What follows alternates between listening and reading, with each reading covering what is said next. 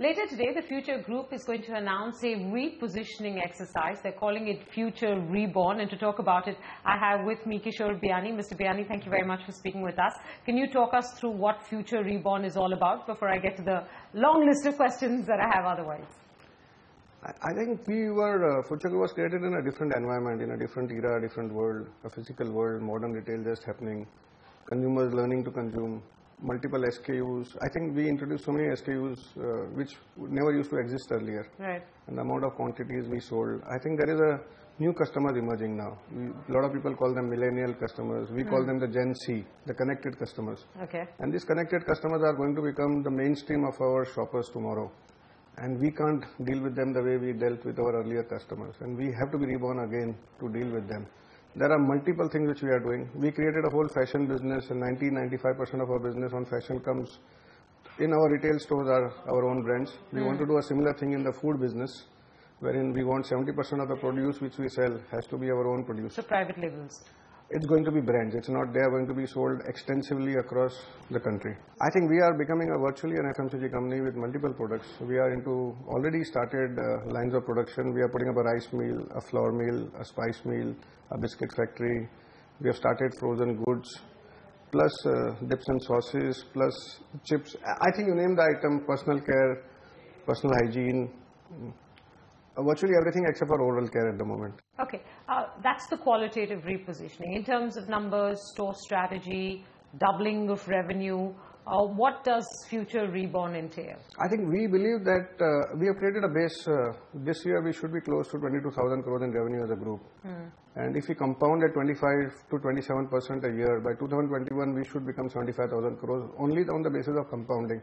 This compounding will entail addition of new stores, same store sales growth, and our new businesses which we are doing around FMCG. Plus there can be opportunity for inorganic growth, there can be opportunity for adding up more square foot. And we are also working on something big, which is the data science part.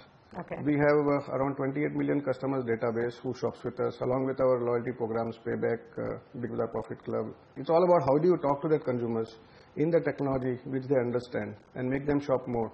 Imagine 1 crore people shopping 100,000 each every year from our stores can get us to 100,000 crores. Is that the goal for 2021? Besides it sounds good, 100,000 crores, so I think that's the goal. Let's say in 2021, if you do reach that 100,000 crores, how much of that revenue will come from the sale of future products as opposed to sales in future stores? I think 20,000 crores of business will come out of what you call the FMCG play. I think that's the kind of capacities we are building up. We have put up a big oats plant in Sri Lanka. So there are multiple things which we are doing. We are launching a flour atta brand. We are launching 100 variants of flour and atta in the country. So and we have started selling canola oil. We have started selling olive oil.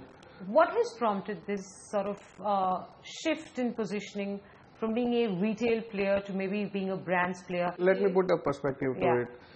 If you look at the base which we have created now, every incremental sale in our store is positive EBITDA accretive in a significant way. Imagine today we are selling other people's brand and 70% of business comes out of our own brands. I think it's margin accretive to a proportion where we become very strong in terms of competitive landscape in any which way. Secondly, by selling somebody else's product, you can't make money, especially on the food side of business, because it's very lopsided towards manufacturing. Nowhere in the world people can get 90% of MRP into their own pocket.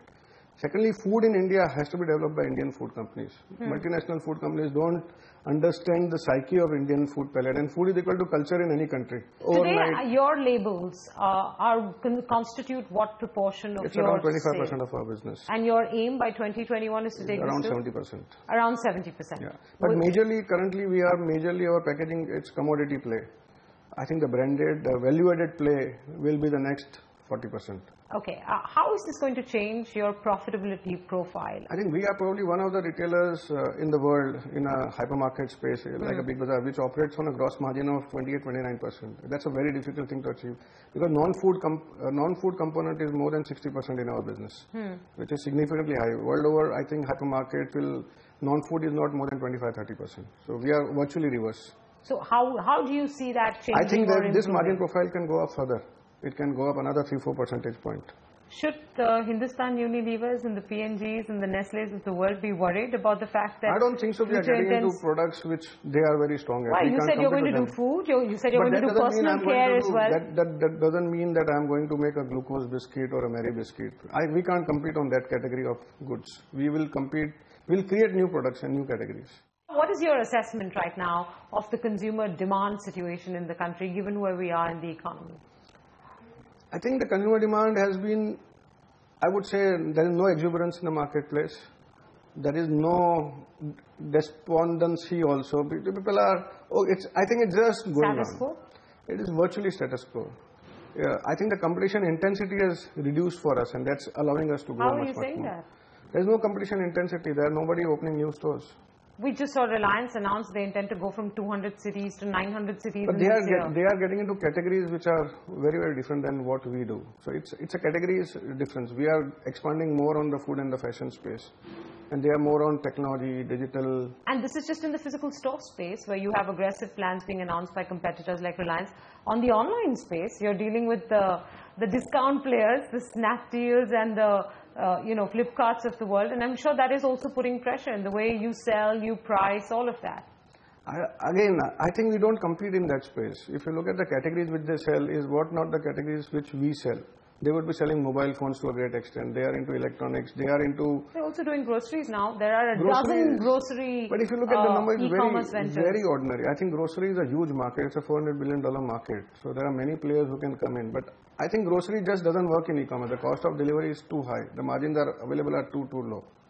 So only the efficient player will survive. But given that they're currently funded, by deep-pocketed venture capitalists who want to cash in on this big e-commerce boom, I'm sure that they are distorting the marketplace at this point in time. Our same-store sales growth are in double digits. And you see that continuing through the course of this year? It's been continuing through the onslaught of their... I believe they have slowed down, and we are still going strong. Why do you think they have slowed down? I think they can't permanently give discounts. Nothing is permanent in this business. We have gone through cycles in life. We have seen it all. Nothing is permanent. So you're saying the Snapdeals and the Flipkarts haven't impacted your business at all? They would have impacted us in 1 or 2 categories. Nothing beyond that. But that impact is only going to grow from here on, right? I don't think so. I think they have seen their peaks. They've seen their peaks? They're barely a few years old, Mr. Biyani. I think people will laugh at me when I make this statement, but that's true. They have used all the weapons. You see, it's like a warfare. In warfare, you have the Brahmastra. They've used the Brahmastra of discounts. They've used it they started with books, then they moved into mobiles, then they moved into electronics, then they moved into fashion. The last thing is grocery. The day they stopped giving discounts, what's the business left for them? Well, I think that's a question many people are asking right now. Let's wait and see. You can't give discounts permanently. Okay, what is the contribution of e-commerce today to your revenue? It's very minimal. We have aligned with Amazon, and we have started selling all our brands through there. We are opening up our brand stores there. So it's a journey which is happening. It's very insignificant in the scheme of things at the level at which we are. When do you expect it will become significant? I assume in the very matured sense also it will be around 10% of our business. And how long will that take? Another 2 to 3 years. Okay. To go back to the question on how you're assessing consumer sentiment right now, what's the outlook for the remaining part of the year? Do you see a pickup in consumption at all? We see geographically, what are some of the trends? I think lately we are seeing some traction in terms of some consumer uplift. But it's been sporadic. It's not been consistent. In specific categories, in specific regions? I think there are some markets which have been very, very steady. For us, Andhra as a market has slowed down significantly, especially Hyderabad as a city. There has been some issues in Hyderabad around a lot of tourists, or the internal movement in Andhra has stopped significantly, and the shopping which used to happen in Hyderabad has slowed down because of the political reasons.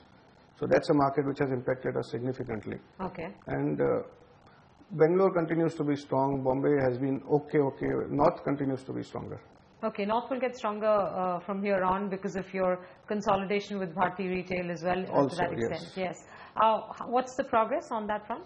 I think we are moving ahead quite fast. We have started looking at hypermarkets being handled by our teams or giving strategic inputs into that.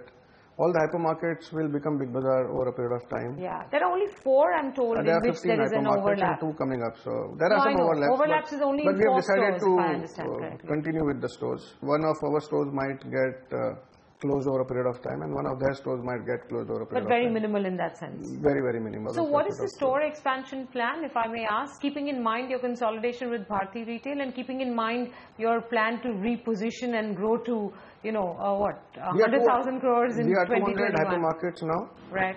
We should be touching 350 by 2021. This year we are adding up another 30 hypermarkets. And in terms of, we have small stores, we have around 500. We think we'll take it up to 4,000 by 2000. That's going to be 4,000? Yeah, 4,000, maybe more. And these are low, so they're not capital intensive. They are not capital intensive, and it is also furthering our strategy of selling our own brands into every nook and corner. And these, like you said, could be branded, depending on the region, could be branded Easy Day, Nilgiris or KB. Absolutely. We would be more than 1,200 stores now, including small, big, all put together. More than 1,200? Yeah. And I think we should touch 6,000 stores by 2021.